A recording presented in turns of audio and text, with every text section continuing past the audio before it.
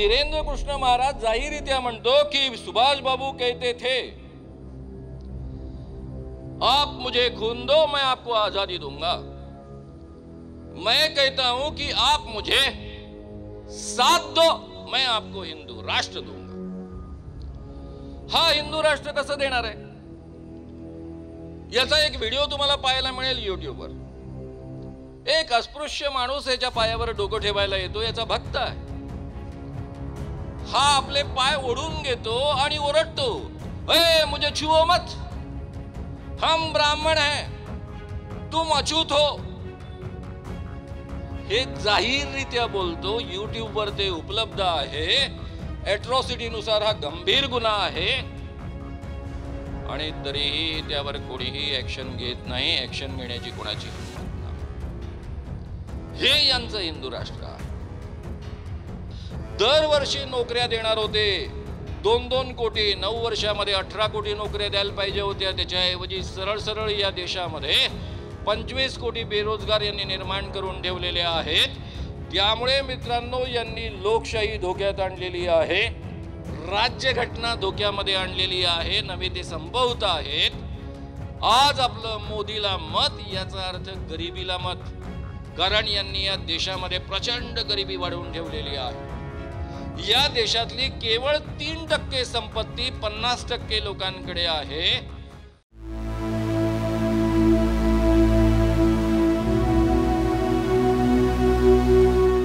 मित्रांनो, तुम्हा सगळ्यांना माहित आहे, नागपूरमध्ये मधल्या काळामध्ये एक धीरेन्द्र कृष्ण महाराज नावाचा महाराज आलेला होता आणि मी आणि माझ्या अखिल भारतीय अंधश्रद्धा निर्मूलन समितीच्या सहकार्याने त्याला आव्हान दिलेलं होतं। त्यावेळेस आपल्या देशामधला एक वेगळ्या प्रकारचा उन्माद आणि बदललेलं वातावरण मी माझ्या जीवनात अनुभवलं आहे। मी गेली 41 वर्ष अखिल भारतीय अंधश्रद्धा निर्मूलन समितीचं काम करतो आहे। अनेकांच्या दृष्टीनं हे काम धर्मविरोधी आणि देवविरोधी आहे। प्रत्यक्षामध्ये माझं संघटन आणि मी आमचा देवाला आणि धर्माला विरोध नाही, पण देवाधर्माच्या नावावर सर्वसामान्य माणसांचं जे शोषण केलं जातं, त्यांची लुबाडणूक केली जाते, ते शोषण आणि लुबाडणूक थांबवणारी ही चळवळ आहे आणि लोकांना बुद्धिप्रामाण्यवादी वैज्ञानिक दृष्टिकोन रुजवणारी ही चळवळ आहे, बुद्धिप्रामाण्यवादी बनवणारी ही चळवळ आहे। या पद्धतीची मांडणी इतके वर्ष मी करत आलेलो आहे। प्रत्यक्ष लोकांसोबत या पद्धतीचे संघर्ष घेत असताना सुद्धा या पद्धतीचा उन्माद मी कधी पाहिलेला नव्हता। यावेळेस जे फोन यायचे त्यापैकी मॅक्झिमम फोन शिव्या देणारे असायचे। सुरुवातच असायची, अरे तुझी माय किती मुसलमानांसोबत झोपली। ही उच्च दर्जाची संस्कृती मी या देशामध्ये पहिल्यांदा अनुभवत होतो। असाच एका मोठ्या धर्मस्थळावरच्या एका महंताचा मला फोन आला आणि ते म्हणायला लागले, मानव साहब आप अंधविश्वास के खिलाफ काम करते हो, बहुत अच्छी बात है, हम भी आपके काम में शरीक होना चाहते हैं। बेटा बहुत अच्छी बात है, आप इसमें शरीक होना चाहते हो, आप इतने बड़े महंत होने के बावजूद, लेकिन मानव साहब मेरे मन में कुछ सवाल है, पूछूं? मैंने बोला हाँ जी पूछिए। क्या सही में आप में एक भी प्रकार का अंधविश्वास नहीं है? मतलब जी बिल्कुल नहीं है। आपने ये कॉन्स्टिट्यूशन पढ़ी है? मैंने कहा जी हर व्यक्ति को वो पढ़नी चाहिए और मैं सामाजिक क्षेत्र में काम करता हूं, मेरा फील्ड ही ऐसा है कि मुझे पढ़नी ही पड़ती है। आपने इस संविधान की प्रस्तावना पढ़ी है? जी हाँ मैंने पढ़ी है। उसकी शुरुआत है वी द इंडियन पीपल, हम भारतीय लोग, यानी कि ये कॉन्स्टिट्यूशन जो है वो हम भारतीयों ने लिखी है और अपने आप को समर्पित की गई है। ये बात सही है? बोला जी हाँ यही बात सही है। मानव साहब आप बिल्कुल अंधविश्वास को नहीं मानते हो। ये जब कॉन्स्टिट्यूशन लिखी गई तब आप वहां हाजिर थे? मैंने कहा सर जी मैं तो हाजिर नहीं रह सकता था। क्योंकि ये कॉन्स्टिट्यूशन की जो प्रस्तावना है जिसके बारे में आप चर्चा कर रहे हो, ये 22 जनवरी 1947 में पंडित जवाहरलाल नेहरू जी ने जो लिखी थी वो राष्ट्र को समर्पित की थी, यानी हमारे देश को स्वतंत्रता मिलने के पहले। और मेरा जन्म तो 1951 का है, इसलिए ये तो संभव नहीं है। अभी थोड़ी देर पहले आपने कहा था कि आप में बिल्कुल अंधविश्वास नहीं है, जब आप वहां हाजिर नहीं थे, इसके बावजूद आप मानते हो कि ये कॉन्स्टिट्यूशन हम भारतीयों ने लिखी है और अपने आप को समर्पित की है। क्या यह आपका सबसे बड़ा अंधविश्वास नहीं है? अतिशय इंटेलिजंट प्रश्न होता। मी त्याला उत्तर देताना सांगितलं की जी बिल्कुल आपकी बात सही है, ये जो कॉन्स्टिट्यूशन लिखी गई है, ये कॉन्स्टिट्यूशन की जो प्रस्तावना है वो हम आम लोगों के लिए है। हम आम लोगों के लिए ये कॉन्स्टिट्यूशन लिखी गई है। ये कॉन्स्टिट्यूशन आप जैसे लोगों के लिए नहीं लिखी गई है। आपकी जो कॉन्स्टिट्यूशन थी, क्योंकि आप जैसे लोग जो ब्रह्मा के मुख से टपके हैं, ये पृथ्वी पर अवतरित हुए हैं, उनकी जो कॉन्स्टिट्यूशन थी मनुस्मृति, उसको गाड़कर ही ये कॉन्स्टिट्यूशन निर्माण हुई है। और इसलिए ये कॉन्स्टिट्यूशन आपकी नहीं है, ये मैं समझ सकता हूं। मित्रांनो, या देशामध्ये आजच्या काळामध्ये तुम्हाला अशी हजारो लाखो माणसं दिसतील की जी म्हणतील की ही कॉन्स्टिट्यूशन उचलून फेकून दिली पाहिजे, उखडून टाकली पाहिजे। का? कशासाठी? शिवाजी महाराजांना मानायचं कशासाठी? कॉन्स्टिट्यूशन मधली 4 मूल्य फक्त तिकडे मी तुमचं लक्ष वेधू इच्छितो। वैशालीताईंच्या बोलण्यामध्ये त्याचा उल्लेख ऑलरेडी आलेला आहे, प्रस्तावनेत सुद्धा आलेला आहे। सामाजिक, आर्थिक, राजनीतिक न्याय। सामाजिक, आर्थिक आणि राजनीतिक न्याय याचा नेमका अर्थ काय? या देशामध्ये कोणी कोणत्याही जातीमध्ये जन्माला आलेला असेल, कोणत्याही धर्मामध्ये जन्माला आलेला असेल, कोणत्याही लिंगामध्ये जन्माला आलेला असेल, म्हणजे स्त्री असेल किंवा पुरुष असेल, तरी त्या सगळ्यांना समान सामाजिक न्याय मिळाला पाहिजे, समान आर्थिक न्याय मिळाला पाहिजे, समान राजनीतिक न्याय मिळाला पाहिजे। याचाच अर्थ सगळ्यांना समानता मिळाली पाहिजे। विचार, अभिव्यक्ती, विश्वास, धर्म, उपासनेची स्वतंत्रता, विचार करण्याचं स्वातंत्र्य, ते व्यक्त करण्याचं स्वातंत्र्य, श्रद्धा बाळगण्याचं स्वातंत्र्य, त्यासोबतच ज्या पद्धतीच्या धर्माची उपासना करायची आहे ती अंमलात आणण्याचं स्वातंत्र्य, प्रतिष्ठा आणि संधीची समता, प्रत्येक माणसाला समान प्रतिष्ठा मिळेल, समान संधी मिळेल, या पद्धतीची व्यवस्था। मित्रांनो, आणि चौथं मूल्य तुम्हा सगळ्यांना अतिशय चांगल्या पद्धतीने माहित आहे, व्यक्तीची गरिमा आणि राष्ट्राची एकता आणि अखंडता सुनिश्चित करणारी बंधुता, ज्यामध्ये प्रत्येक व्यक्तीची, ते कोणत्याही धर्मामध्ये जन्मलेला असेल, कोणत्याही जातीमध्ये जन्मलेला असेल, कोणत्याही लिंगामध्ये जन्मलेला असेल, तरी त्याची प्रतिष्ठा वाढेल, त्याला सन्मान मिळेल, त्याचा सन्मान कायम राहील, या पद्धतीची बंधुता। या 4 मूल्यांच्या प्रस्थापनेकरता, या 4 मूल्यांच्या आधारावर आपली कॉन्स्टिट्यूशन निर्माण झालेली आहे।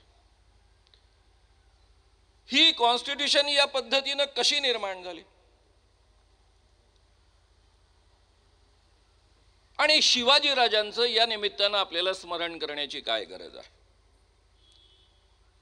मित्रांनो, या देशामध्ये या कॉन्स्टिट्यूशन मधली ही जी 4 महत्त्वाची मूल्य आहेत, ती या देशाचा कधीही भाग नव्हती।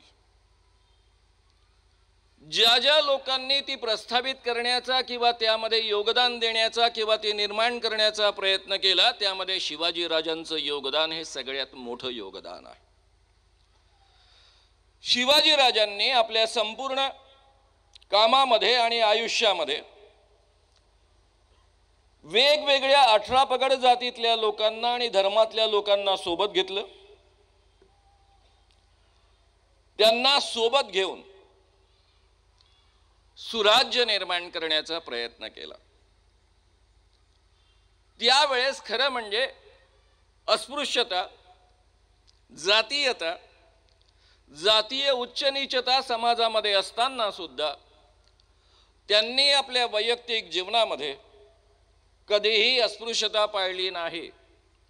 मी शिवाजीबद्दल अतिशय सखोल वाचन केलेलं आहे. पहिले गोब्राह्मण प्रतिपालक शिवाजी वाचलेला आहे, जो मला वाटतं आपल्यापैकी प्रत्येकाने वाचलेला असेल. त्यानंतर खरा शिवाजी वाचलेला आहे. त्यांनी आपल्या जीवनामध्ये कधी अस्पृश्यता पाळली नाही. वेगवेगळ्या जाती धर्माच्या लोकांसोबत ते एकत्र जेवत असत, बरोबरीनं सन्मान देत असत. नाव्यापासून मांगापासून महारांपासून सगळ्यांना त्यांनी सवंगडी नेमलं, त्यांना किल्लेदार नेमलं, त्यांच्यावर वेगवेगळ्या पद्धतीच्या जबाबदाऱ्या सोपवल्या आणि मुसलमानांवर सुद्धा जबाबदाऱ्या सोपवल्या. म्हणजे धर्माचा आणि जातीचा भेदांचा विचार न करता त्यांनी आपल्या स्वराज्याची मुहूर्तमेढ निर्माण केलेली आहे. आणि हा प्रक्रियेचा भाग आहे. असं नाही झालं की स्वराज्य निर्माण झाल्यानंतर त्यांनी या पद्धतीचा निर्णय घेतला. स्वराज्य निर्माण करण्याच्या प्रक्रियेमध्येच या पद्धतीची मूल्य ते स्वीकारत गेले, रुजवत गेले. दुसरं अत्यंत महत्त्वाचं मूल्य, त्या काळामध्ये स्त्रियांवरचा बलात्कार हा विजेत्या सैनिकांचा अधिकार होता. कोणतंही सैन्य, जगभर ही प्रथा होती. ज्यावेळी सैनिक परकीय मुलूक काबीज करत असत, त्यावेळेस त्यामधल्या लुटीचा वाटा त्यांना मिळत असे आणि ज्या प्रदेशाला त्यांनी जिंकलेलं आहे त्यामध्ये आवडलेल्या स्त्रिया उचलण्याचा अधिकार मिळत असे. त्या स्त्रियांवर बलात्कार करायचे, आवडलेल्या स्त्रियांना बटकिनी बनवायचं आणि आपल्या सैन्यासोबत त्यांना घेऊन जायचं पुढे. ही जी अत्यंत अमानुष प्रथा होती आणि सर्वसाधारण ही प्रथा असल्यामुळे त्याबद्दल कोणाला काही वाटत नसे, शिवाजी राजांनी आपल्या सैनिकांमध्ये ही प्रथा बंद केली. बटकिनी बनवण्यावर, बलात्कार करण्यावर बंदी घातली. एवढंच नव्हे तर जेव्हा स्वतःचं राज्य निर्माण झालं, त्या राज्यामध्ये या पद्धतीनं कोणी वागणार नाही याची काळजी घेतली. त्याचे 2 उल्लेख तुमच्या पुढ्यामध्ये आलेले आहे. रांझ्याचा पाटील, त्याने एका मुलीवर शेतकऱ्याचा बलात्कार केला, तिने आत्महत्या केली, यांनी त्यांचे हातपाय तोडले. एवढंच नव्हे तर सकुजी गायकवाड नावाचा त्यांचा सेनापती त्यांना आवश्यक असलेला बेळवाडीचा किल्ला मिळवून दिला. पण ज्या वेळेस त्या किल्लेदार बाईवर, देसाईवर यांनी बलात्कार केला, तेव्हा त्याचे डोळे काढले आणि त्याला जन्मभर तुरुंगामध्ये टाकलं. आणि कल्याणच्या सुभेदाराच्या सुनेविषयी तर आपण फार रंगवून सांगत असतो, म्हणून मी पुन्हा ते रिपीट करत नाही. म्हणजे केवळ स्वतःच्या राज्यातल्या स्त्रियांना त्यांनी सुरक्षा दिली, त्यांच्यावर बलात्कार करणं अतिशय गंभीर गुन्हा ठरवला. एवढ्यापर्यंत हे मर्यादित नाही, तर त्यांनी संपूर्ण आपल्या सैनिकांचं चरित्र आणि चारित्र्य बदललं. स्त्रियांना, परकीय मुलखातल्या स्त्रियांना सुद्धा पूर्ण सुरक्षा दिली. या पद्धतीचा विचार करणारे शिवाजी राजे. मित्रांनो, या शिवाजी राजांबद्दल बोलताना आपल्याला खूप गोष्टी सांगता येतात. त्यांनी दिलेला शेतकऱ्यांबद्दलचा न्याय, त्या काळामध्ये चारी भोवतालून शेतकरी लुटला जात असे आणि सगळ्यात मोठं उत्पादनाचं साधन केवळ कृषी माल होतं. सैन्याने परकीय आक्रमण केलं की त्या प्रदेशातली सगळी शेत बेचिराख होत असत. घोडदळ त्या शेतामधनं जात असे, पायदळ सुद्धा शेतामधनं जात असे. त्या ठिकाणी सैनिकाचा मुक्काम पडला की आजूबाजूच्या शेतकऱ्यांना त्याची भरपाई करावी लागत असे आणि एका बाजूने शेतीचा या पद्धतीचा ऱ्हास आणि नाश आणि दुसऱ्या बाजूने लुटालूट. स्वतः शिवाजी राजांनी आपल्या सैनिकांबाबत अतिशय कडक धोरणं स्वीकारलीत. शेतकऱ्याच्या शेतातल्या पिकाच्या देठालाही हात लागता कामा नये. तुम्हाला जर शेतकऱ्याकडनं काही घ्यायचंच असेल तर तुम्हाला प्रत्यक्षामध्ये त्या शेतकऱ्याकडनं पैसे देऊन तुम्हाला घ्यावं लागेल, या पद्धतीची बंधनं टाकली. आता हा नवा राजा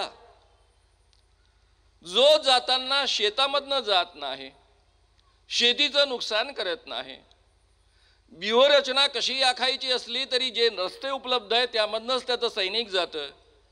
हे सैनिक बलात्कार करत नाही, एका पैशाचंही नुकसान करत नाही, उलट मदत करतं. असं सैनिक पाहून सर्वसामान्य माणसांच्या मनामध्ये हा राजा आपला आहे, हे राज्य आपलं आहे, ही भावना निर्माण होणार नाही तर दुसरं काय. त्या काळात सगळेच्या सगळे देशमुख, पाटील, जमीनदार, जहागीरदार शेतकऱ्यांना लुटत असत. राजाला जर 100 रुपये शेतसारा द्यायचा असेल तर हजारो रुपये शेतकऱ्यांकडनं वसूल करत असत.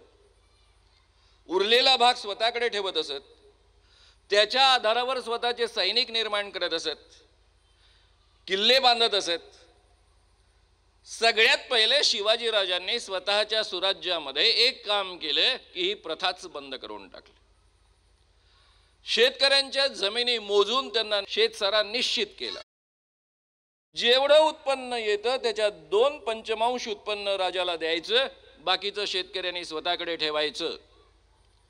आणि हे जे देशमुख आहेत, पाटील आहेत, इजारदार आहेत, जमीनदार आहेत, त्यांना मोजके पैसे वर्षाकाठी राजा आपल्या तिजोरीतनं देत असे आणि त्यांचे सगळेच्या सगळे वाडे, कडेकोट बंदोबस्तातले किल्ले जमीनदोस्त केले आणि या पद्धतीनं खऱ्या अर्थानं सुराज्य निर्माण केलं.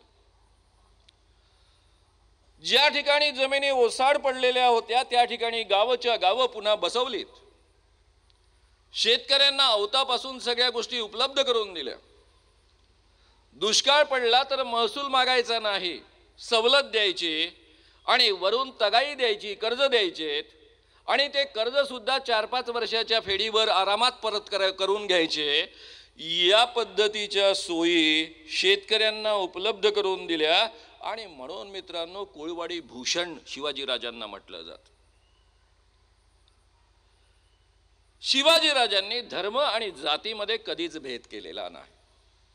त्याचे उल्लेख तुम्ही ऑलरेडी पाहिलेले आहेत, ऐकलेले आहेत, पुन्हा मी ते जास्त रिपीट करत बसत नाही. दौलत खान आरमाराचा प्रमुख होता इथपर्यंत मर्यादित नव्हतं. त्यांनी आरमारामध्ये कोणाला सामील करून घेतलं.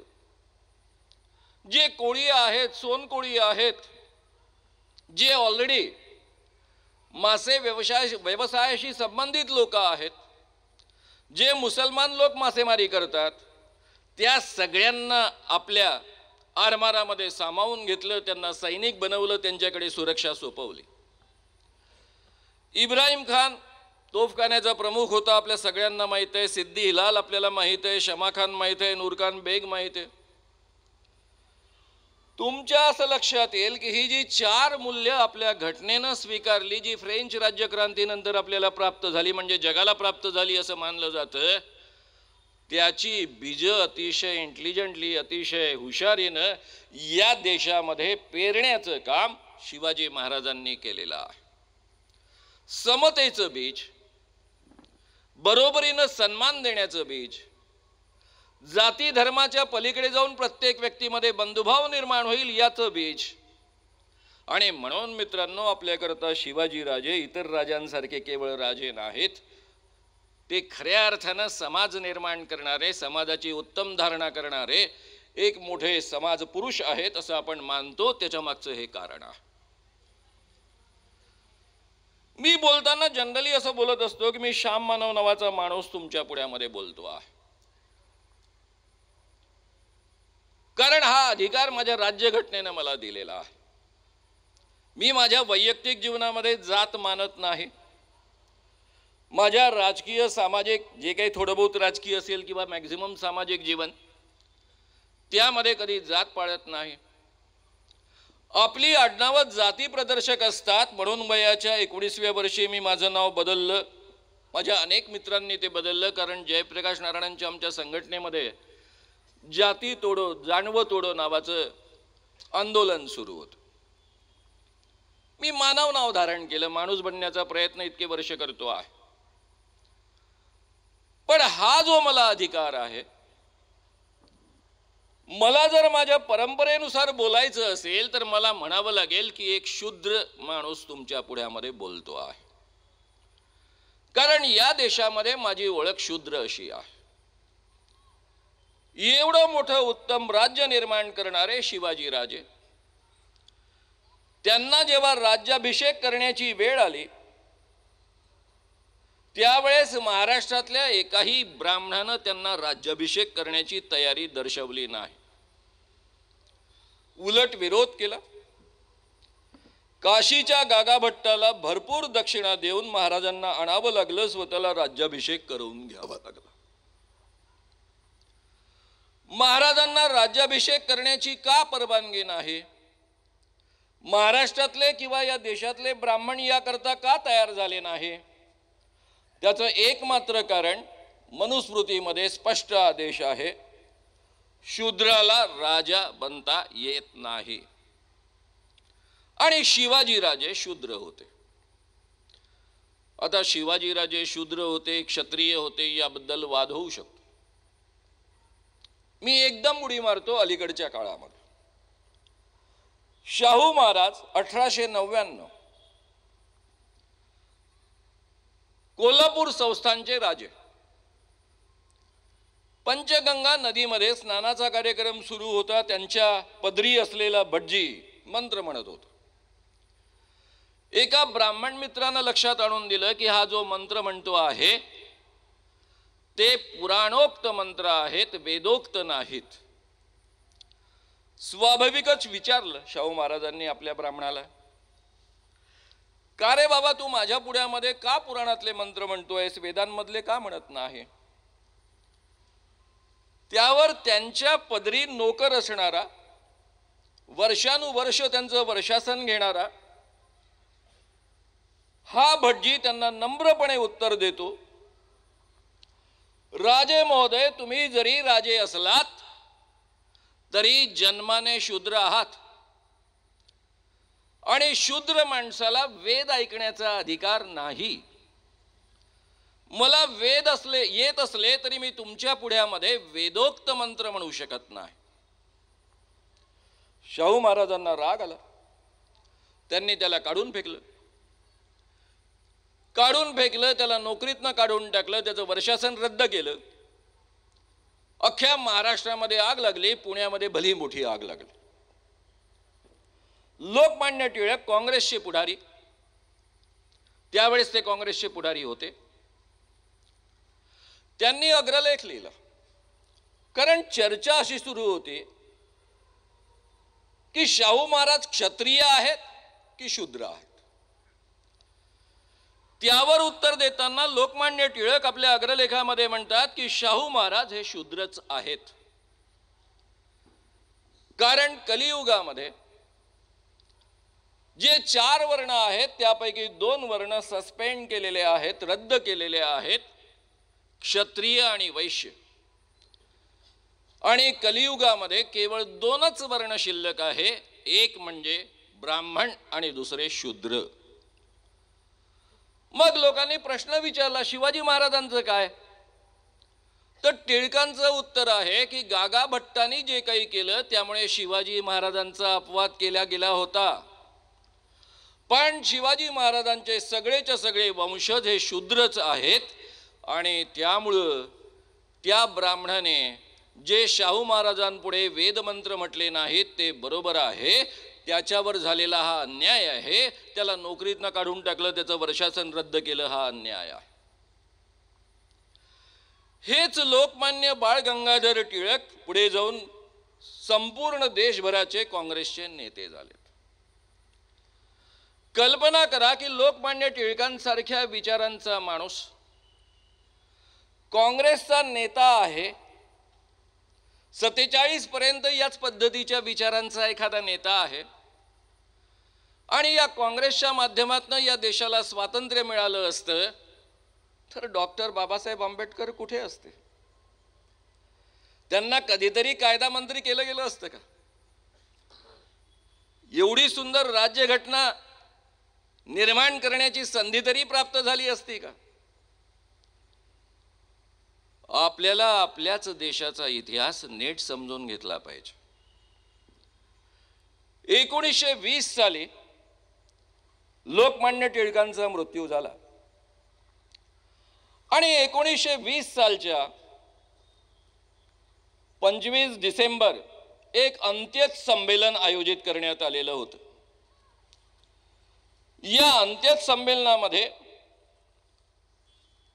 महात्मा गांधींनी काही फार सुंदर उद्गार काढलेले आहेत. ते मी जसेच्या तसे तुम्हाला वाचून दाखवले पाहिजे. काय होतं की महात्मा गांधींबद्दल बोलणं म्हणजे पुरोगामी विचारांच्या विरुद्ध बोलणं अशी एक नवीन समजूत आपल्या देशामध्ये रूढ झालेली आहे.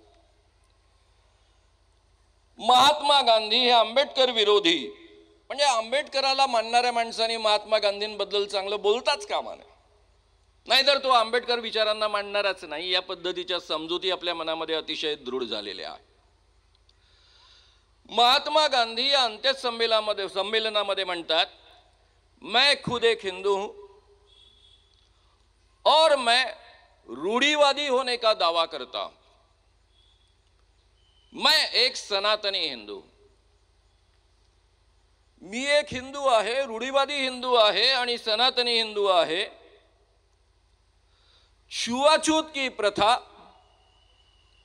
यह एक पाप है और इसे मिटाना चाहिए, ऐसा मैं मानता हूं.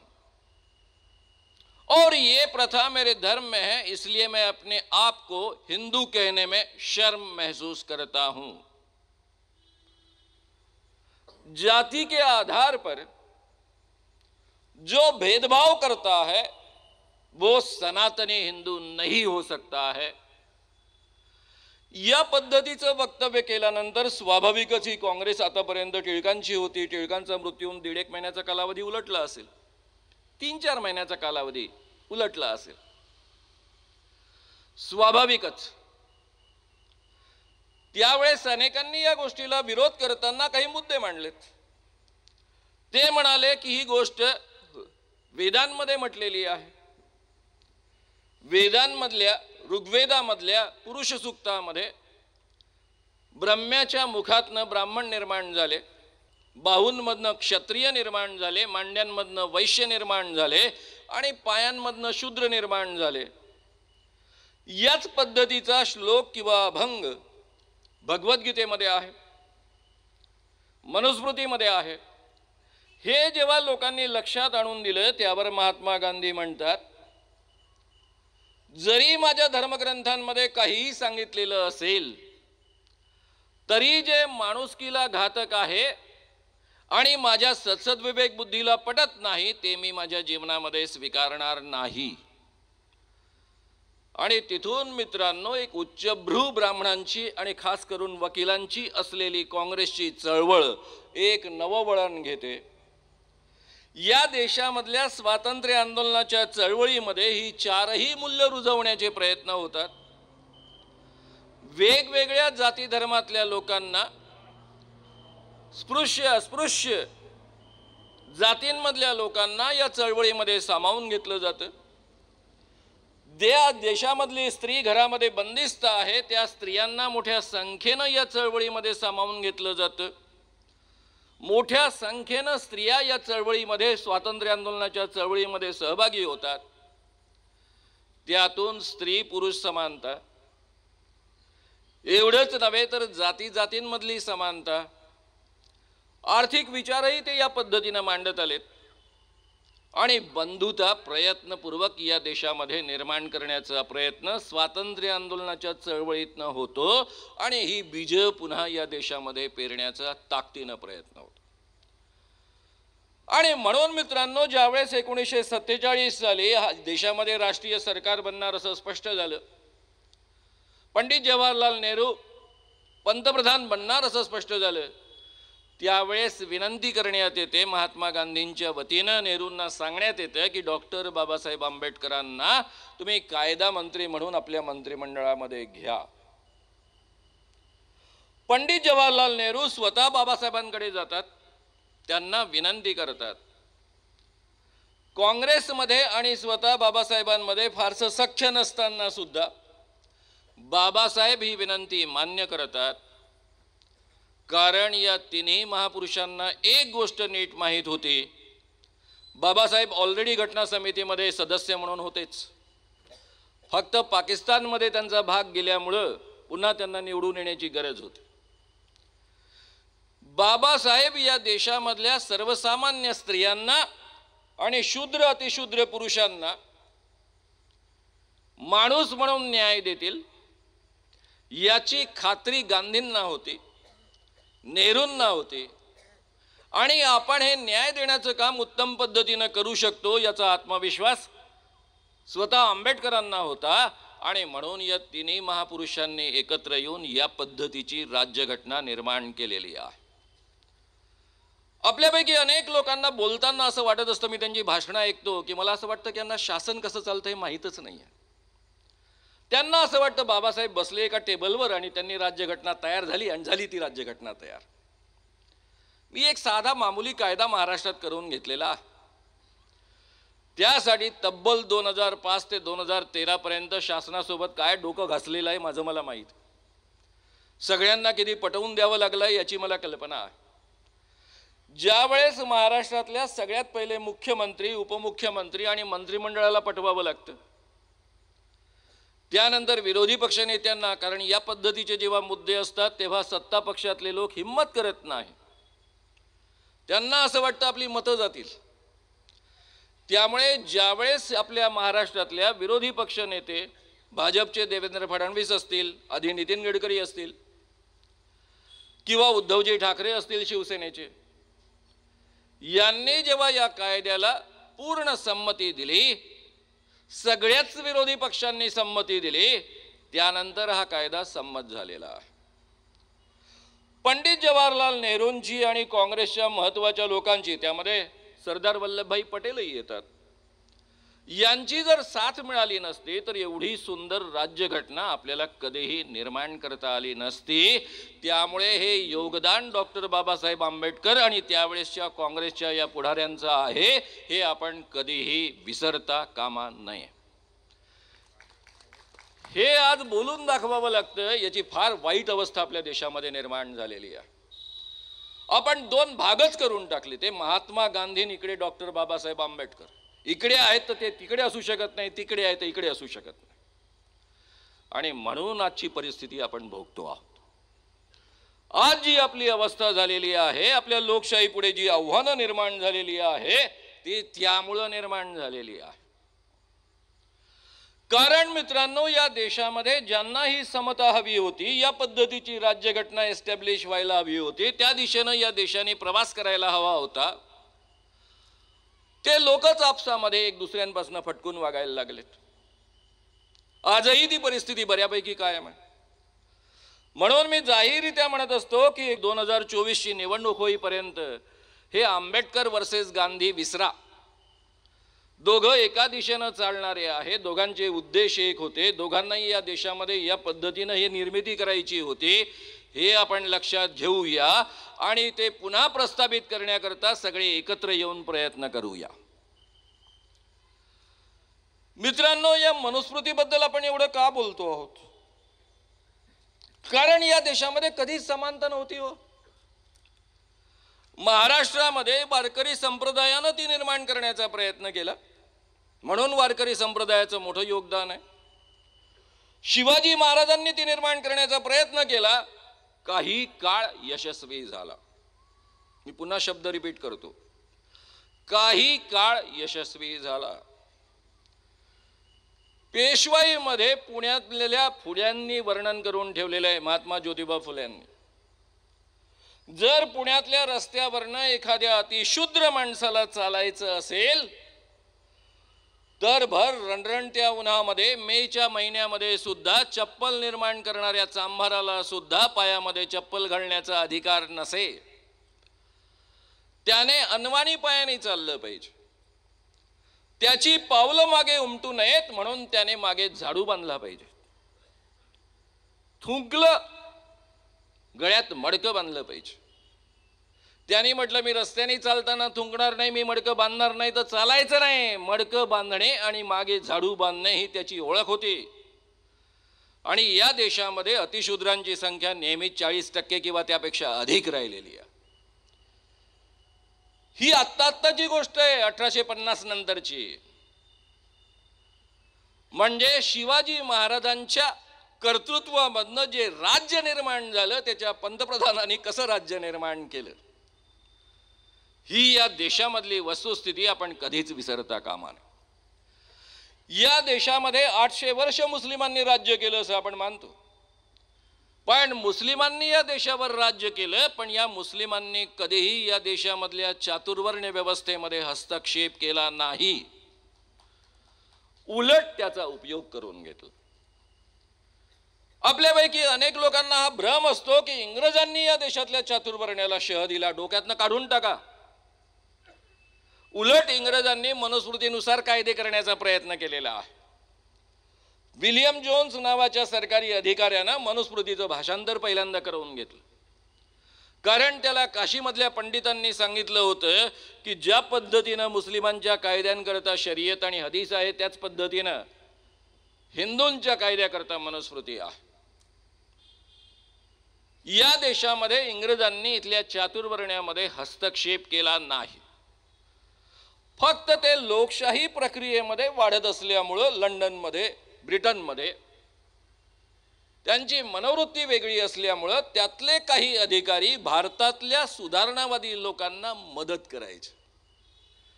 इंग्रजांनी सतीबंदीचा कायदा नाही आणला. राजा राम मोहन रायांना त्यांनी फक्त मदत केली, फुल्यांना त्यांनी मदत केली, आगरकरांना त्यांनी मदत केली. एवढं आपण लक्षात घ्या. या देशामधल्या चातुर्वर्ण्यामध्ये हस्तक्षेप करण्याचं पहिलं काम हे काँग्रेसच्या आंदोलनापासून 1920 नंतरच्या आणि डॉक्टर बाबासाहेबांच्या राज्यघटनेनं केलेलं आहे. आणि म्हणून आज सर्वसामान्य माणसाला एक माणूस म्हणून सन्मान प्राप्त झालेला आहे, बरोबरीचा अधिकार प्राप्त झालेला आहे, माणूस म्हणून जगण्याचा अधिकार प्राप्त झालेला आहे. मनुस्मृती साधारणतः 2300 वर्षापूर्वी निर्माण झाली असं मानलं जातं. या 2300 वर्षांमधले पहिले कदाचित 200-300 वर्ष सोडून दिले तर त्यानंतरचे 2000 वर्ष या देशामध्ये अस्पृश्यता पाळल्या गेलेली आहे. मनुस्मृतीच्या आधारावर न्यायनिवाडे दिल्या गेलेले आहेत. ब्राह्मणांना अतिरिक्त रिझर्वेशन्स दिले गेलेले आहेत. ही वस्तुस्थिती आपल्याला माहीत नसल्यामुळं आज आपण लोकशाही गमावण्याच्या निमित्तानं आणि राज्यघटना गमावण्याच्या निमित्तानं काय गमावणार आहोत आणि काय आपल्या वाट्याला येणार आहे याची आपल्याला नीट कल्पना नसते. आणि म्हणून मित्रांनो ती जाणीव करून देणं मी माझं कर्तव्य मानतो. मनुस्मृती डॉक्टर बाबासाहेब आंबेडकरांनी 1927 साली जाळली हे आपल्यापैकी प्रत्येकाला माहीत असतं. का जाळली, कशा करता जाळली, काय असं होतं जाळण्यासारखं? एक पुस्तक जाळून बाबासाहेबांनी काय मिळवलं? मनुस्मृतीमधल्या फक्त काही गोष्टींकडे मी तुमचं लक्ष वेधू इच्छितो. या देशामध्ये कोणत्याही परिस्थितीमध्ये ब्राह्मणांची संपत्ती राजानं घेता कामा नये, यह एक निश्चित नियम है. एवढं स्पेशल रिझर्वेशन मनुस्मृतीच्या माध्यमातून दिलं गेलं होतं. बिल्ली, नेवला, मेंढक, कुत्ता, उल्लू, कौवा, किसी एक की हिंसा का प्रायश्चित शूद्र की हत्या के बराबर है. म्हणजे या टिळकांच्या भाषेमध्ये सांगायचं झालं, पुराणांच्या भाषेमध्ये सांगायचं झालं, कलियुगामध्ये 2च वर्ण आहेत, आपल्याला जनगणना झालेली नसल्यामुळे आपल्या देशातल्या ब्राह्मणांची संख्या किती आहे आपल्याला माहीत नाही. आता जनगणना करण्याचं अभिवचन राहुल गांधींनी दिलेलं आहे, इंडिया गठबंधनने दिलेलं आहे, महाराष्ट्रातल्या आघाडीने दिलेलं आहे. त्यावेळेस आपल्याला निश्चित आकडा कळेल, त्याचं आपण स्वागत केलं पाहिजे. पण याचा अर्थ असा आहे, टिळकांच्या व्याख्येनुसार या देशामध्ये जवळपास 94-95% लोक हे शूद्र आहेत. आणि एका बिल्लीला मारणं, मांजरीला मारणं आणि शूद्राची हत्या करणं दोन्ही करता समान शिक्षा आहे. या आधारावर हा देश 2000 वर्ष चालत आलेला आहे. फार सुंदर आहे, सांगितलं पाहिजे बाई तुम्हाला. यदि कोई ब्राह्मण, यदि कोई शूद्र ब्राह्मण पर थूक दे तो उसके ओठ काट ले, उसके ऊपर पेशाब कर दे तो उसका लिंग काट दे. ठीक आहे बाबा, एखादा उद्दामपणे जर ब्राह्मणासोबत असा वागत असेल तर लिंग कापून टाकलं, ओठ कापून टाकले. पण याच्या पुढचा तिसरा भाग फारच भयानक है. लेकिन यदि अगर ब्राह्मण की ओर कोई शूद्र अपान वायु निकाले तो उसकी गुदा काट दे. अपान वायू म्हणजे पादणे आपल्या वराडी भाषेमध्ये. आता मला सांगा, रस्त्याने एखादा ब्राह्मण चाललेला आहे, दुसरा माणूस त्याला कुर्निसात करतोय, नमस्कार करतोय, आणि तेवढ्यात त्याचं सुटलं. आता कोणी मोदी सारखी गॅरंटी देऊ शकते का? मैं गॅरंटी देता हूं. तुम्ही म्हणू शकता का मोदींच्या भाषेमध्ये, मैं गॅरंटी देता हूं पूरे जिंदगी में मैं कभी पादूंगा नहीं? पॉसिबल आहे का? या जन्मात तरी शक्य आहे का? अरे ती नॅचरल प्रक्रिया आहे, त्याच्यावर आपला कंट्रोल नसतो. पण समजा असं घडलं तर त्याचं ढुंगणच कापून टाकायचं. ब्राह्मण चाहे मूर्ख हो या विद्वान, दोनों ही रूपों में वो श्रेष्ठ है. मित्रांनो, या गोष्टीची चर्चा आज करण्याची काय गरज आहे? त्याचं कारण आपल्या देशामध्ये हिंदू राष्ट्र आणण्याचं षडयंत्र सुरू आहे. हे षडयंत्र मी का म्हणतो? कारण हिंदू राष्ट्र जर विवेकानंद आणू म्हणतायत असं म्हटलं असतं, गांधी आणू म्हणतायत असं म्हटलं असतं, तर कदाचित त्याची वेगळी व्याख्या झाली असती. कारण सनातन धर्माची व्याख्या गांधींनी फार वेगळी केली, तुम्हाला मी ऑलरेडी सांगितलं. विवेकानंद जेव्हा अमेरिकेमध्ये बोलत होते, शिकागोमध्ये, विश्व धर्म संसदेमध्ये, त्यावेळेस ते म्हणतात की मी अशा धर्माचा अनुयायी आहे, याचा मला गर्व वाटतो की जो धर्म जगातल्या सगळ्या धर्मांविषयी सहिष्णुता बाळगतो, सगळे धर्म खरे आहेत असं मानतो आणि त्यांचा तेवढाच सन्मान करतो. मी हिंदू धर्माचा अनुयायी आहे असं अभिमानानं सांगावंसं वाटतं, कारण माझ्या धर्मानं जगभर ज्यांचं धर्माच्या नावावर उत्पीडन झालेलं आहे अशा माणसांना आश्रय दिलेला आहे. ते उल्लेख करतात की जेरुसलेममध्ये रोमनांनी जेव्हा यहुद्यांचं मंदिर जाळले त्यावेळेस हे यहुदी भारतात आले आणि भारतानं त्यांना दक्षिणेमध्ये आश्रय दिला, पारशांना आश्रय दिला. पण मित्रांनो, ज्यावेळेस हे धर्मसंसदवाले हिंदू राष्ट्राची कल्पना करतात त्यावेळेस त्याचा नेमका अर्थ काय होतो? अनेक धर्मसंसदा झाल्या, त्यातली महत्वाची पहिली धर्मसंसद झाली ती 1984 साली दिल्लीच्या विज्ञान भवनामध्ये याचं आयोजन झालेलं होतं. आणि या धर्मसंसदेमध्ये ठरलं, खरं म्हणजे विज्ञान भवन दिल्लीचं हे सरकारचं, सरकारी जागेमध्ये या पद्धतीची संसद भरली. विश्व हिंदू परिषदेनं त्याचं आयोजन केलेलं होतं आणि अयोध्या, मथुरा, काशी लेकर रहेंगे हा नारा दिला. माझ्या बोलण्यातनं आपल्यापैकी काहींना वाटेल की मी ब्राह्मणांचा द्वेष्टा आहे. मुळीच नाही. माझे सगळे चांगले गुरु ब्राह्मण राहिलेले आहेत. मी विनोबा भावेंच्या सहवासात वाढलेलो आहे. आचार्य दादा धर्माधिकारी माझे प्रशिक्षक राहिलेले आहेत. पत्रकारिता मला तरुण भारताचे संपादक मागो वैद्य आणि दिबा घुमरे यांनी शिकवलेली आहे. कुरुंदकरांचा मी राजकीय वारस स्वतःला म्हणवतो. तेही जन्माने ब्राह्मण होते.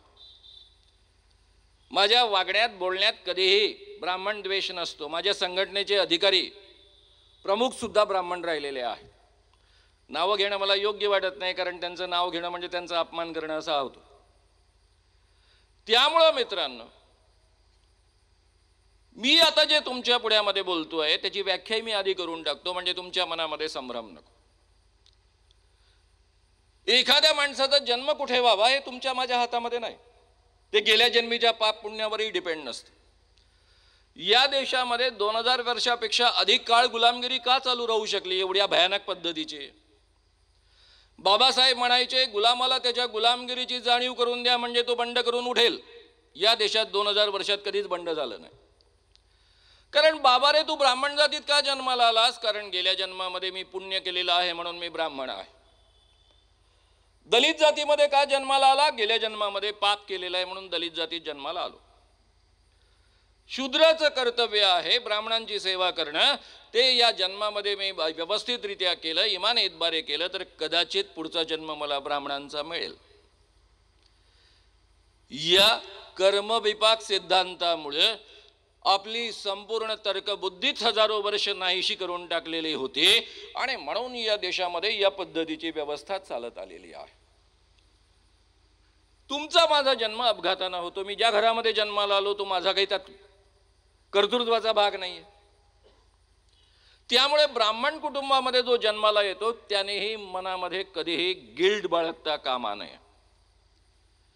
ब्राह्मण कुटुंबामध्ये जन्माला येऊन जो ब्राह्मण श्रेष्ठत्व मानत नाही, ब्राह्मण इतरांपेक्षा श्रेष्ठ असतात असं मानत नाही, तो ब्राह्मणच नाहीये.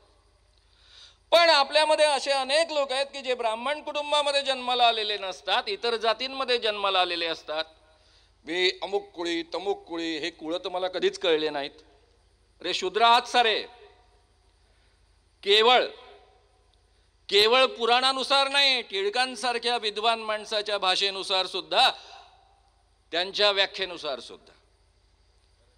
तर ही जी माणसं आहे इतर जातीमध्ये जन्माला आलेली, ही जर मनापासून ब्राह्मण श्रेष्ठत्व मानत असतील, समोरचा व्यक्ती ब्राह्मण आहे म्हणून त्याच्या पायावर लोटांगण घालत असतील, तर ही माणसं जास्त घातक आहे असं माझं मत आहे.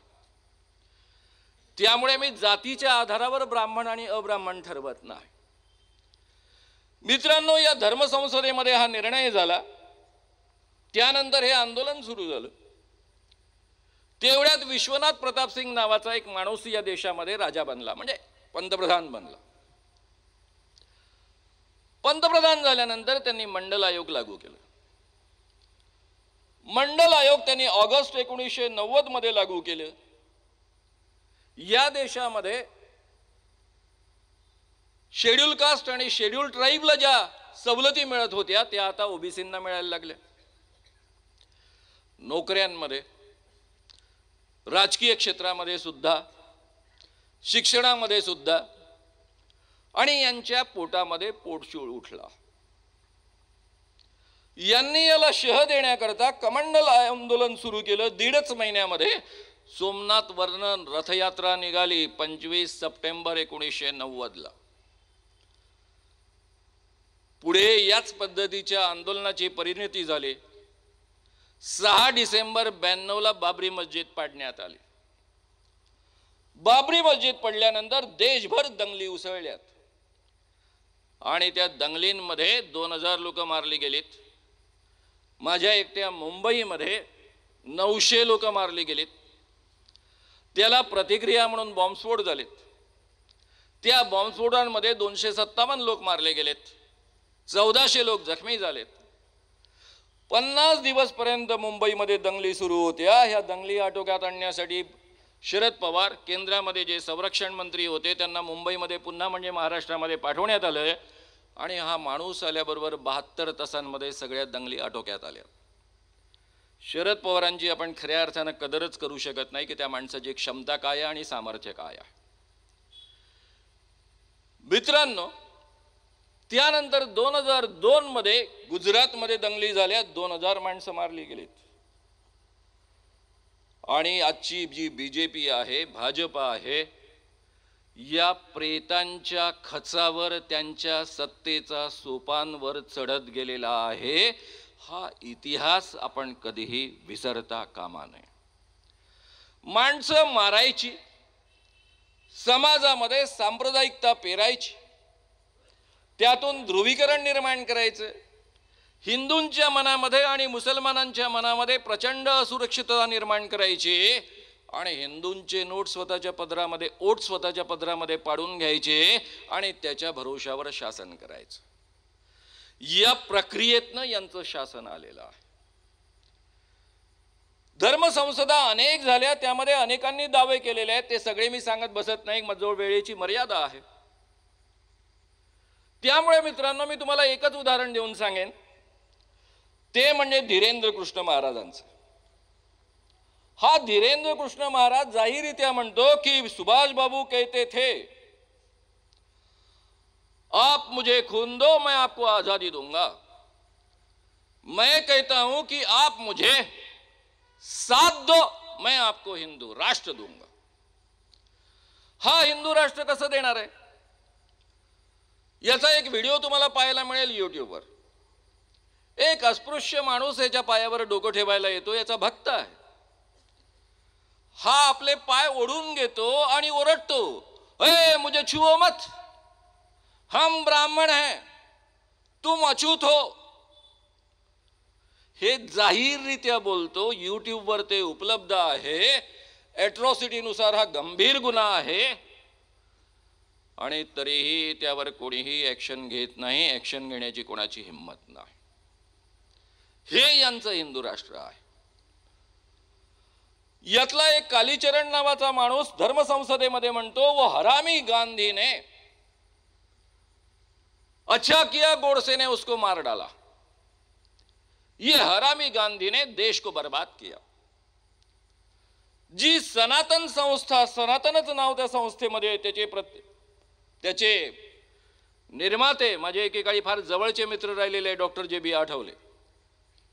4 मर्डर्स या सनातन संस्थेच्या नावावर जमा आहे. डॉक्टर नरेंद्र दाभोळकर, ज्यांचं पुस्तक घेऊन आपल्यापैकी मेजॉरिटी लोक आज बोलतायत, ते गोविंदजी पानसरे, आणि कर्नाटकातले कलबुर्गी आणि गौरी लंकेश. ते म्हणतात, लिखित स्वरूपामध्ये म्हणतात, सनातन प्रभातमध्ये लिहितात की महात्मा गांधींच्या आत्म्यामध्ये सैतानानं शिरकाव केलेला होता आणि म्हणून त्यांनी संपूर्ण देश बर्बाद करून टाकला. यांना महात्मा गांधींबद्दल एवढा राग का आहे?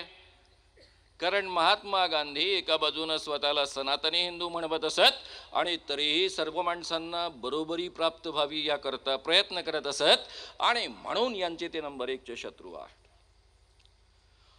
आणखी एक महान माणूस आहे, त्याचं नाव आहे संभाजी भिडे. संभाजी भिडेचं जाहीर वक्तव्य आहे, त्याच्या बागेमधले जे आंबे खातील त्यांना हमखास मुलगा होईल. आपल्या सगळ्यांना माहित आहे की मुलगा व्हायचा असेल तर पुरुषाच्या शुक्रजंतूमधला Y आणि स्त्रीच्या अंडबीजामधला X हे क्रोमोझोम्स एकत्र आले तर मुलाचा गर्भ थांबतो. याचा अर्थ यांच्या बगीच्यामध्ये जे आंबे तयार होतात त्यात Y क्रोमोझोम्स असतात.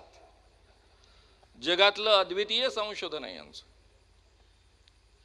हे गांधीबद्दल बोलताना अमरावतीमध्ये येऊन बोलतात की गांधी मुसलमान मालिक की उपज है. म्हणजे महात्मा गांधींची आई मुसलमानासोबत जे काही त्यातून गांधींचा जन्म झाला. यांना दुसऱ्यांच्या आयांच्या चारित्र्याची चिवडाचिवड करण्याचा अधिकार कोणी दिला हो? त्यांना तो जन्मसिद्ध अधिकार आहे, हजारो वर्षांपासून मिळालेला आहे. अशाच मनोवृत्तीच्या लोकांनी जिजाऊंबद्दल आणि शिवरायांबद्दल सुद्धा याच पद्धतीने वदंता उठवलेली होती. त्यांना मराठा सेवा संघाने धडा शिकवला, हा पाठ वेगळा. मित्रांनो, या मनोवृत्तीची ही माणसं विधानसभेमध्ये प्रश्न विचारला जातो की बाबा भिडेजी असं बोलतायत, त्याला उत्तर देताना आमचे माजी मुख्यमंत्री, सध्याचे उपमुख्यमंत्री, महाराष्ट्राचे गृहमंत्री जाहीररित्या म्हणतात ते काही असलं तरी भिडे गुरुजी हे आम्हाला पूज्य गुरुजी आहेत, पूजनीय गुरुजी आहेत. असल्या संस्कृतीचे यांचे पूजनीय गुरुजी म्हणजे यांची संस्कृती ती नेमकी काय ती ओळखा, यांना घरी पाठवा. तुम्ही नागपूरकर त्याला जबाबदार आहात. मित्रांनो, यांना खऱ्या अर्थानं म्हणजे पूर्वी हे कोणी असं बोलत नव्हते. मी तुम्हाला ऑलरेडी सांगतो, मी 41 वर्ष त्या क्षेत्रामध्ये काम करतोय, धर्माच्या क्षेत्रामध्ये. मी या पद्धतीची वक्तव्य कधीच ऐकलेली नव्हती. ही सगळी वक्तव्य गेल्या 5-7 वर्षांमध्ये खास करून मोदी निवडून आल्यानंतरची वक्तव्य आहेत. 2014 मध्ये मोदी निवडून आलेत. ना खाऊंगा ना खाने दूंगा. आज प्रत्यक्षामध्ये आपल्याला दिसतंय की भरपूर खाऊंगा, मेरे मित्रों को भी खिलाऊंगा और जो जो खाते हैं उनको साथ में लेकर चलूंगा. 2014 मध्ये मोदीजी निवडून आलेत. अत्यंत अवैज्ञानिक माणूस. बरं, त्यांना काही अभ्यास करून बोलण्याची गरज नसते, कारण ते विश्वगुरू आहेत. आणि विश्वगुरू आहेत त्यातल्या त्यात स्वयंभू आहेत. त्यांच्या डिग्र्या पण स्वयंभू आहेत. त्यामुळे त्यांना अभ्यास काही करायची गरज नसते.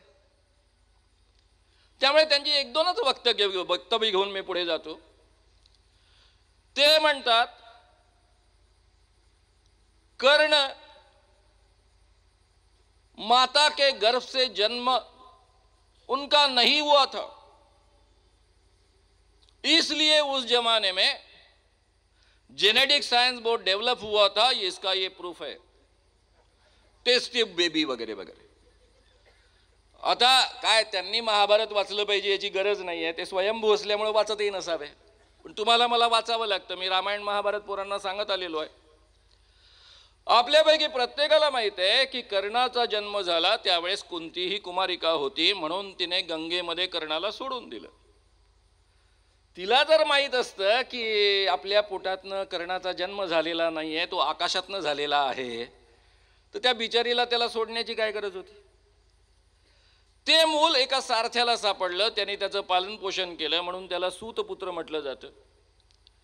पुढचंही आपल्याला माहित आहे की जेव्हा महायुद्ध सुरू झालं, कर्णाने शपथ घेतली 5ही पांडवांचा शिरच्छेद करेन. कुंती जाऊन भेटते, त्याला सांगते तू माझा मुलगा आहेस, तू पांडवांसोबत ये, तुझे 5ही भाऊ आहेत.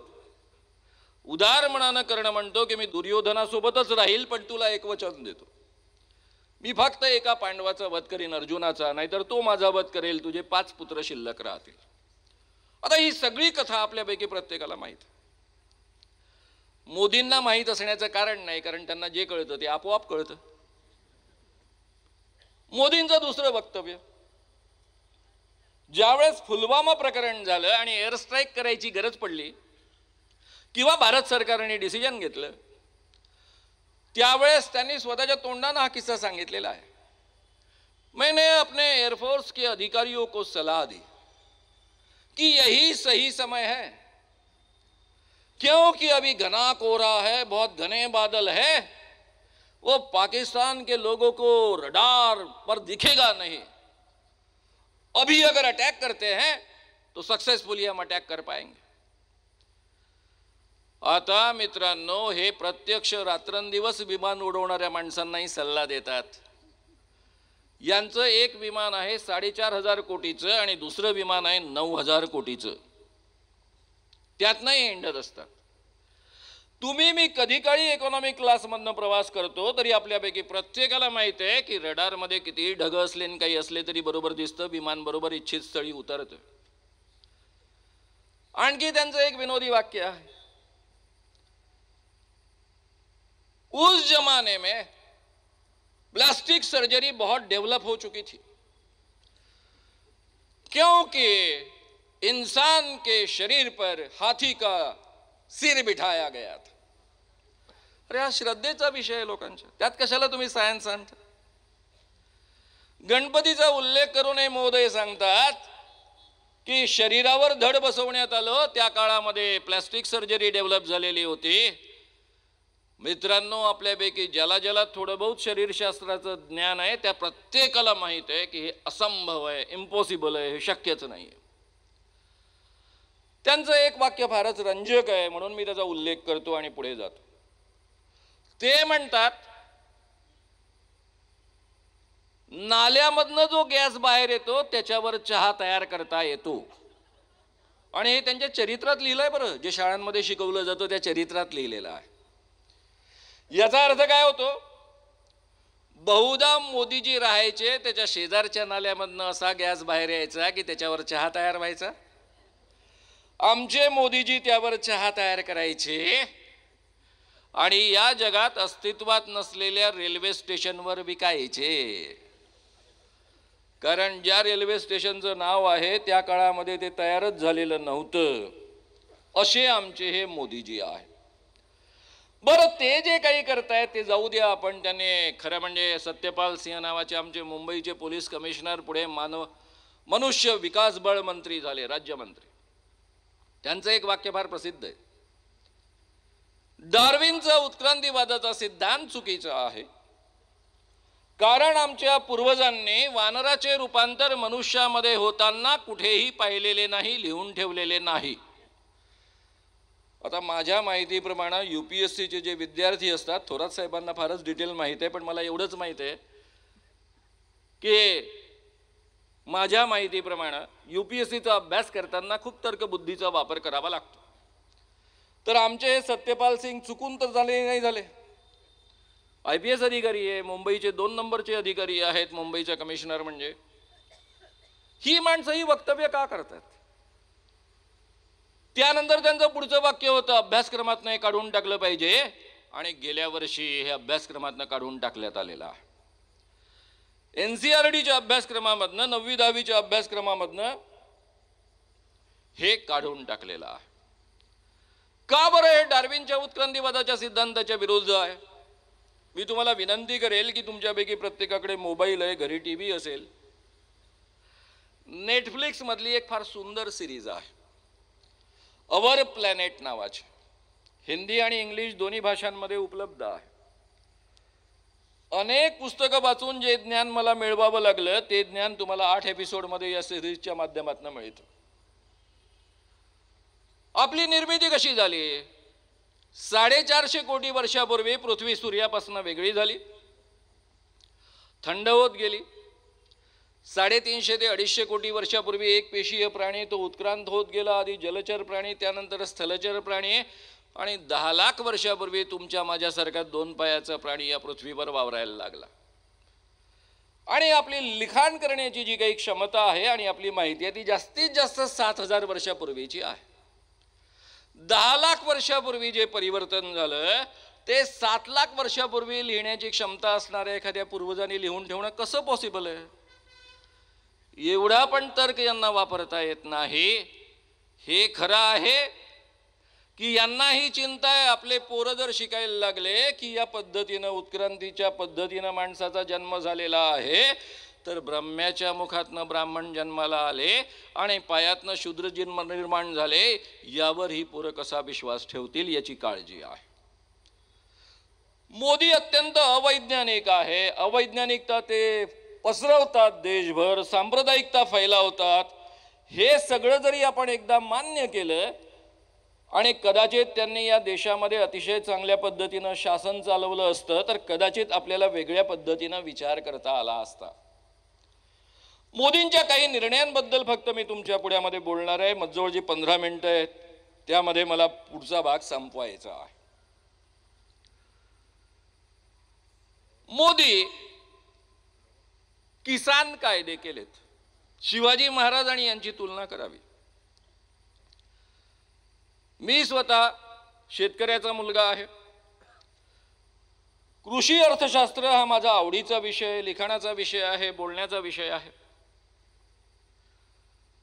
हे 3 किसान कायदे जे केले होते ते जर या देशामध्ये अंमलात आले असते तर आज सगळेच्या सगळे शेतकरी काही वर्षानंतर शेतमजूर झाले असते आणि मालकी डायरेक्टली कॉर्पोरेट्सकडे गेली असते.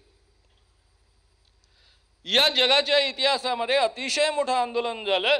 शेतकऱ्यांनी त्याला प्रचंड विरोध केला. 1 लाखापेक्षा अधिक लोक दिल्लीच्या परिसरामध्ये बसून राहिलेत.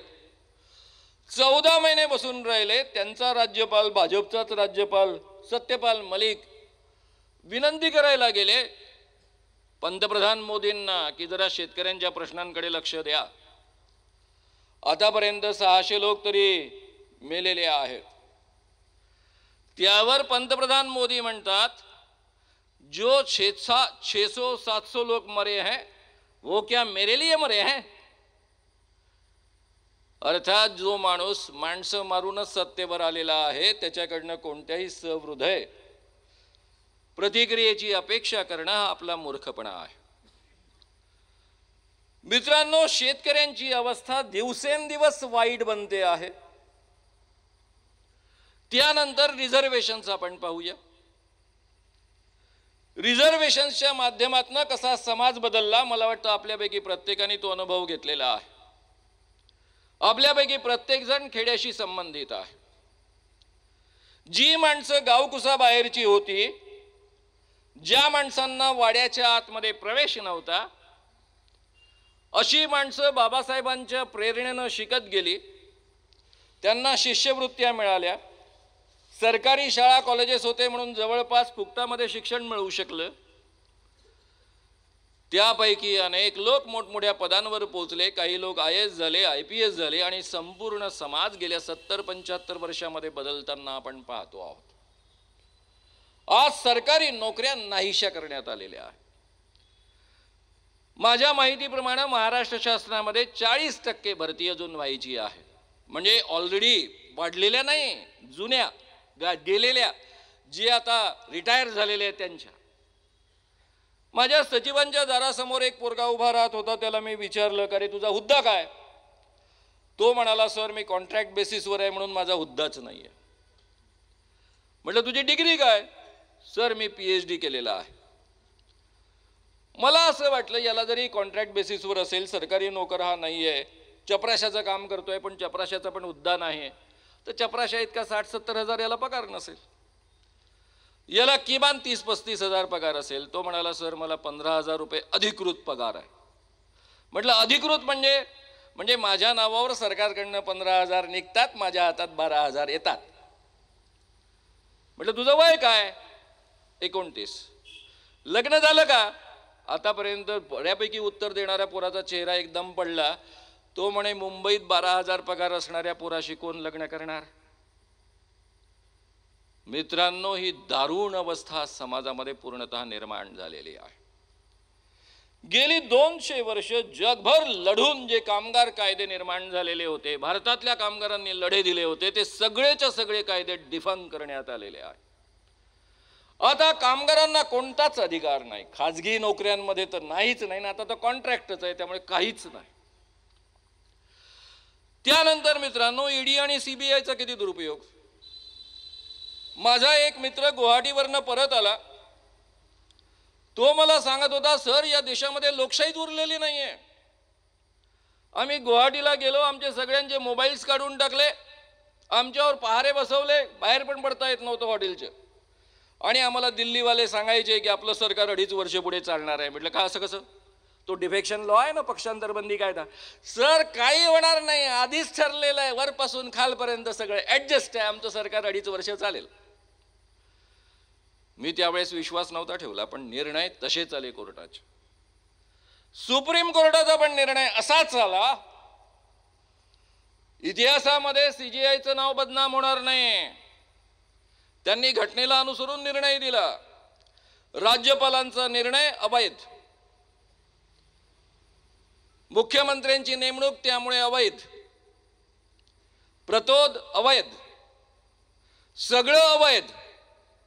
Operation 100% successful but patient died, असा निर्णय. वरपासून खालपर्यंत सगळे काय ऍडजस्ट होत आहेत त्याचं कारण सांगून ठेवलेलं आहे प्रशांत भूषण यांनी. यूट्यूबवर ते उपलब्ध आहे. ते म्हणतात या देशामधल्या सगळ्याच्या सगळ्या हायकोर्ट जजेसचा आणि सुप्रीम कोर्ट जजेसचे डोजियर्स तयार आहेत, म्हणजे फाईल्स रेडी आहेत. त्यांना दाखवलं जातं, आम्ही सांगतो त्या पद्धतीनं निर्णय द्या, नाही तर तुमचं काय होईल. एखाद्या जजच्या फाईलमध्ये काही नसेल तर त्याच्या मुलीचं, त्याच्या मुलाचं, मुलाचं जावयाचं, जवळच्या नातेवाईकाचं शोधून ठेवतात.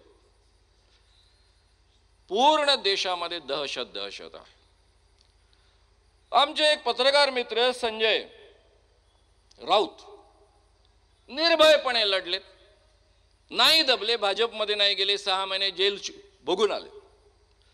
त्यांचं जाहीररित्या अभिनंदन. माझ्या एका कार्यक्रमामध्ये नागपूरच्या अनिल देशमुख होते. मी त्यांचं जाहीर अभिनंदन केलं की तुम्ही घाबरला नाहीत, शरद पवारांना सोडला नाहीत, बीजेपीमध्ये गेला नाहीत, गृहमंत्री असताना सुद्धा 13 महिने जेलमध्ये जाऊन आलात. पण त्यावेळेस मला वस्तुस्थिती माहीत नव्हती, ती मी तुमच्यापर्यंत पोहोचवतो. त्यांना महाराष्ट्रातल्या एका नेत्याचा फोन आला, मी तुमच्याकडे 4 ॲफिडेव्हिट पाठवतोय, या 4 ॲफिडेव्हिटवर तुम्ही सही करून द्या. ॲफिडेव्हिट नंबर 1, उद्धव ठाकरे यांनी मातोश्रीवर मुख्यमंत्री असताना बोलावलं, म्हणजे त्यावेळेस मुख्यमंत्री होतेच, आणि एवढे पैसे गोळा करायला मला सांगितलं. ॲफिडेव्हिट नंबर 2, उद्धव ठाकरेंचे चिरंजीव आदित्य ठाकरे, तेही कॅबिनेट मंत्री, यांनी दिशा सॅलियन या मुलीवर बलात्कार केला आणि तिचा मर्डर केला. ॲफिडेव्हिट नंबर 3, अनिल परब यांचे असे अवैध धंदे. ॲफिडेव्हिट नंबर 4, अजितदादा उपमुख्यमंत्री यांनी बंगल्यावर बोलावलं, त्यांचा मुलगा पार्थ हजर होता आणि त्याच्या समोर मला सांगण्यात आलं की गुटकेवाल्यांकडनं एवढे पैसे गोळा करा. यांच्या लक्षात आलं या 4 ॲफिडेव्हिटवर जर मी महाराष्ट्राचा गृहमंत्री या नात्यानं सही करतो तर हे 4ही लोक जेलमध्ये जातात. त्यांनी नाही म्हटलं.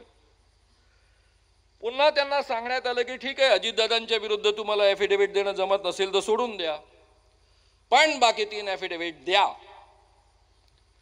त्यांनी खूप विचार केला की आपण जर ॲफिडेव्हिट लिहून दिले तर उद्धव ठाकरे जेलमध्ये जाणार, आदित्य ठाकरे जेलमध्ये जाणार, अनिल परब जेलमध्ये जाणार, आणि या माणसांनी तर मला असं काहीच सांगितलेलं नाहीये आणि हे खरं नाहीये. म्हणून त्यांनी सही दिली नाही आणि त्यांनी स्वतः 13 महिने जेलमध्ये जाणं पत्करलं. आणि म्हणून मित्रांनो, या माणसाला मी मर्द माणूस म्हणतो. दबले नाहीत, स्वतःची कातडी वाचवण्याकरता दुसऱ्यांना फसवलं ना. सगळ्याच्या सगळ्या लोकशाही संस्था ऍडजस्ट झालेल्या आहेत. इलेक्शन कमिशन बद्दल तर बोलण्याची आज गरजच नाहीये, तुम्हाला सगळ्यांना नीट माहिती आहे. या माणसाने जे 3 निर्णय घेतले, एक महागाई, मी अर्थशास्त्राचा विद्यार्थी आहे, मला शिकवलं जातं महागाई कंट्रोल करायची असेल तर डिझेलच्या किमती वाढवू नका, डिझेलच्या किमती कंट्रोलमध्ये ठेवा, नाही तर चक्रवाढ पद्धतीनं महागाई वाढते. हा माणूस 2014 मध्ये पंतप्रधान बनला, त्यावेळेस या $109 आंतरराष्ट्रीय बाजारामध्ये किंमत होती, पुढे ती खाली आली, अगदी $40 पर्यंत खाली उतरली. त्यावेळेस 71 रुपये डिझेलची किंमत होती. या माणसानं ती खाली कधीच येऊ दिली नाही, वर वाढवत नेली, 90, 92, 93, 94 बरोबर पोचवली आणि त्याचे परिणाम सगळे महागाईच्या स्वरूपामध्ये आपण भोगतो आहोत. या माणसाने डिमॉनिटायझेशन आणलं 2016 मध्ये. एक दिवस 4 तासाच्या नोटीसमध्ये आपल्याला सांगून टाकलं 500 आणि 1000 रुपयाच्या नोटा बंद. 80% करन्सी 500 आणि 800 रुपयांमध्ये होती. ज्या देशामध्ये 90% 95% अधिक व्यवहार कॅशमध्ये चालतात, त्या देशामधली 80% करन्सी छटकन बंद. मी त्याचं स्वागत केलं होतं, कारण माणूस डोकं वापरतो यावर माझा विश्वास होता तोपर्यंत. म्हटलं हे पंतप्रधान आहेत, यांनी सगळ्या नोटा छापून ठेवल्या असतील, सगळ्या बँकांमध्ये उपलब्ध असतील, आपल्याला काय करायचं, जायचं आहे बँकेमध्ये जुन्या नोटा द्यायच्या, नव्या घेऊन यायच्या, एवढंच करायचं आहे. पुढे काय झालं तुम्हाला सगळ्यांना माहिती आहे, मी सांगण्याची गरजच नाही आहे. या माणसाने नोटा छापणं सुरू असतानाच निर्णय घेऊन टाकला, बँकात त्या पोहोचल्याच नव्हत्या, ATM मध्ये त्या बसत नव्हत्या, कारण साईज वेगळं होतं, आणि संपूर्ण देशामध्ये हाहाकार उडाला आणि सगळे लघु उद्योग मारले गेले, छोटे मोठे उद्योग मारले गेले. अजून त्यातून आपण बाहेर यायचो. एपिडेमिक आलं, कोरोना. उद्धव ठाकरेंचं सरकार होतं, ते आपल्याशी संवाद साधत पूर्वतयारी करून घेत होते. आता लोकलच्या फेऱ्या कमी होणार आहेत, तुम्ही बाहेर पडणं बंद करा. ऑफिसेस निम्मे सुरू केलेली होती की आज निम्मे यायचं, उद्या निम्मे यायचं. या पद्धतीनं तयारी करून घेत असताना एकदा 8 वाजता अचानक आमचे मोदीजी उगवले आणि त्यांनी जाहीर करून टाकलं आज रात्री 12 पासून लॉकडाऊन. माणसं होती तिथे अडकली. 21 दिवसाचा लॉकडाऊन. मला कळेना हा माणूस आकाशातनं पडलेला आहे की काय, याला आपला भारत माहित नाही का? अरे या देशामध्ये 50% लोक असे आहेत की जे आज कमावतात आणि आज खातात.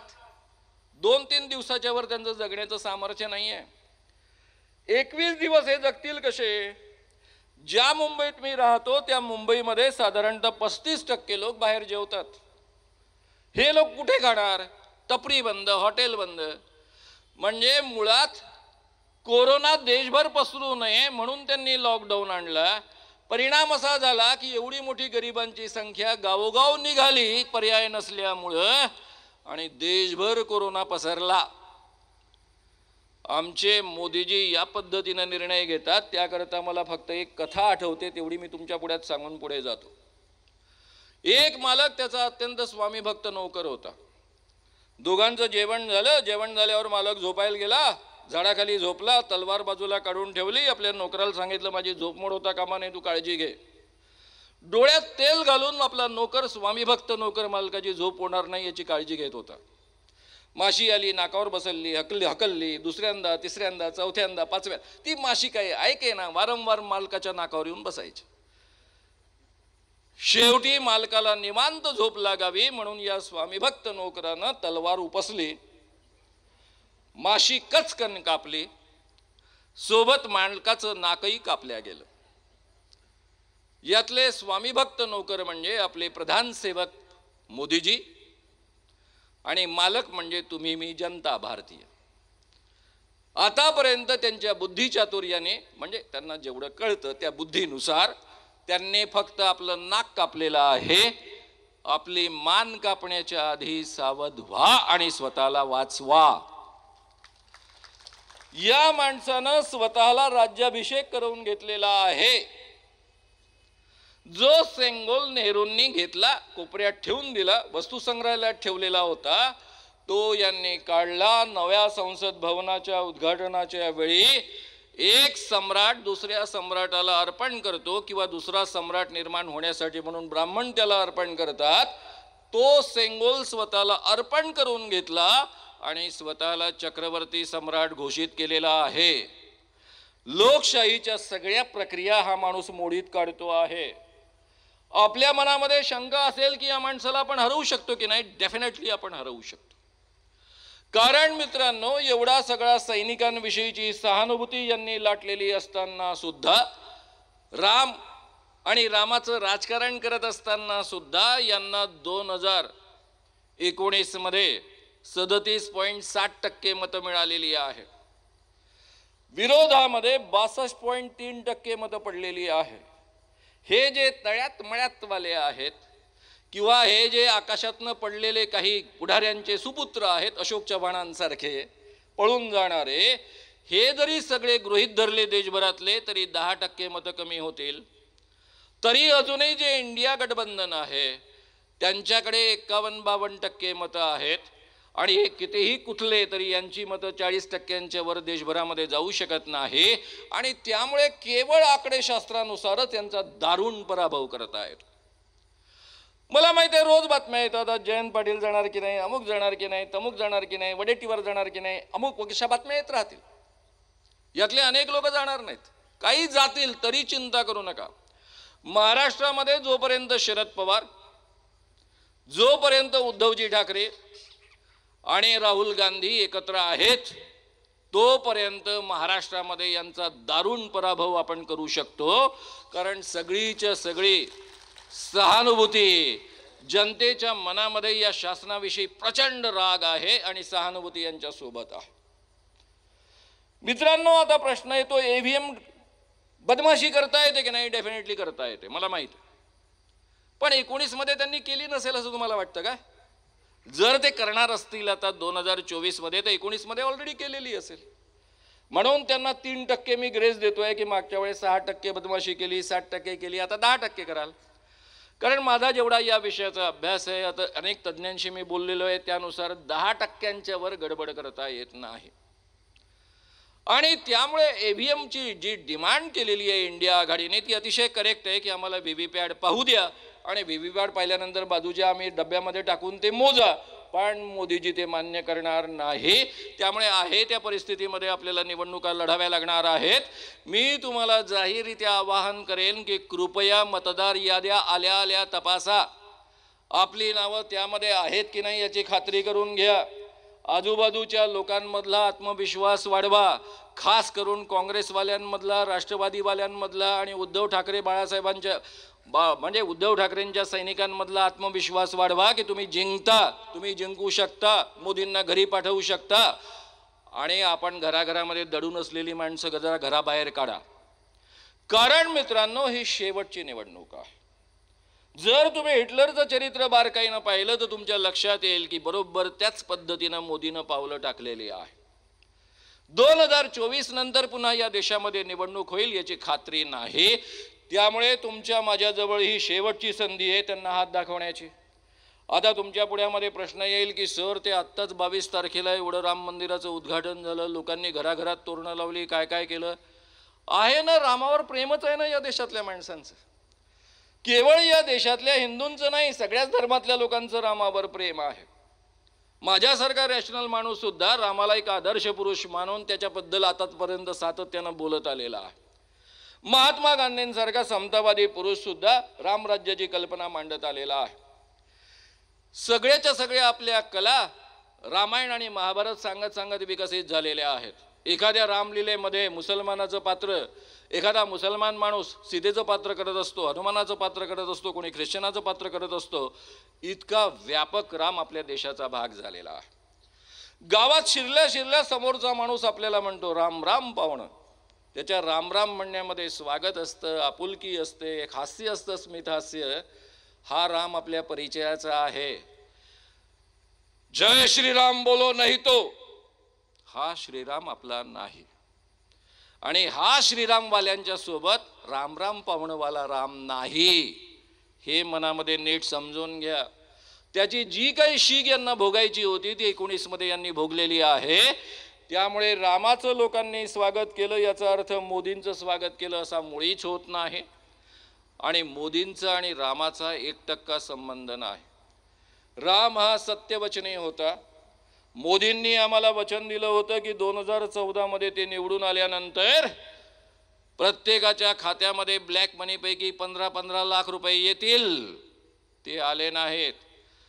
बोलो बार बार बोलो बार बार झूठ बोलो वाले मोदीजी आहेत, त्यांचा सत्यवचनाशी संबंध नाहीत। स्वामीनाथन आयोगानुसार 1.5 भाव देऊ आणि दुप्पट 1922 मध्ये शेतकऱ्यांचं उत्पन्न करू असं अभिवचन दिलं होतं। दादांत खोटं। दरवर्षी नोकऱ्या देणार होते 2-2 कोटी, 9 वर्षामध्ये 18 कोटी नोकऱ्या द्यायला पाहिजे होत्या। त्याच्याऐवजी सरळ सरळ या देशामध्ये 25 कोटी बेरोजगार यांनी निर्माण करून ठेवलेले आहेत। त्यामुळे मित्रांनो यांनी लोकशाही धोक्यात आणलेली आहे, राज्यघटना धोक्यामध्ये आणलेली आहे, नव्हे ते संपवत आहेत। आज आपलं मोदीला मत याचा अर्थ गरिबीला मत, कारण यांनी या देशामध्ये प्रचंड गरिबी वाढवून ठेवलेली आहे। या देशातली केवळ 3% संपत्ती 50% लोकांकडे आहे आणि 40% संपत्ती 1% माणसांकडे आहे। अडाणीची संपत्ती गेल्या 8 वर्षांमध्ये 2200% वाढलेली आहे। त्यामुळं हा माणूस श्रीमंतांचा साथीदार, गरिबांचा दुश्मन आहे। मोदीला मत याचा अर्थ हुकुमशाहीला मत, मोदीला मत याचा अर्थ संविधान संपवण्याला मत, मोदीला मत याचा अर्थ ब्राह्मणशाहीला मत, मनुस्मृतीला मत, मोदीला मत याचा अर्थ सरळ सरळ या देशामध्ये तुम्हाला मला देशोधडीला लावण्याला मत। त्यामुळे यावेळी आपण सगळे लोक जागरूक होऊया, लोकांपुढे ॲक्टिव्हली संदेश पोचवूया आणि मोदीला ॲक्टिव्हली घरी पाठवूया असं कळकळीचं आवाहन करून मी या ठिकाणी थांबतो। धन्यवाद, धन्यवाद।